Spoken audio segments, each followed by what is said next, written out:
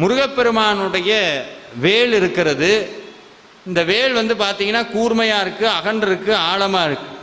நிறையா பேர் இப்போ என்ன ஆயிடுச்சு, யூடியூப்பில் வேலை வச்சு கும்பிடாதீங்க, வேலில் எலுமிச்சம்பழம் குத்துங்க, வீட்டில் வேல் வச்சிங்கன்னா சண்டை வரும், சாமியார் ஆகிடுவீங்க, எதையாவது ஒன்று சொல்லவும் நம்மளுக்கு என்ன வந்துடுது, முதல்ல என்ன வருது, பயம் வந்துடுது. ஐயோ வீட்டில் வேல் வைக்கக்கூடாதாம்ல அப்படி. வேல் சாமி கருப்பசாமியினுடைய அருவாலை நம்ம பூஜை பண்ணுறதில்ல, கரெக்டாக கருப்பசாமியோடையே தான் கும்பிட்றோம். அம்பாளுடைய திரிசூலத்தை மட்டும் வீட்டில் வச்சு கும்பிட்றது கிடையாது. சிவபெருமானுடைய மழுன்னு ஒரு ஆயுதம் இருக்குது, அதை நம்ம வச்சு கும்பிட்றது கிடையாது. விநாயகருக்கு அங்குசம்னு ஒரு ஆயுதம் இருக்குது, அதை நம்ம கும்பிட்றது கிடையாது. ஆனால் உள்ள தெய்வங்கள்லையே முருகப்பெருமானுடைய ஆயுதம்னு சொன்னாலும் அது ஆயுதம் கிடையாது, சாட்சாத் முருகப்பெருமான் தான். நீங்கள் சிக்கலுக்கு போனீங்கன்னா வேல்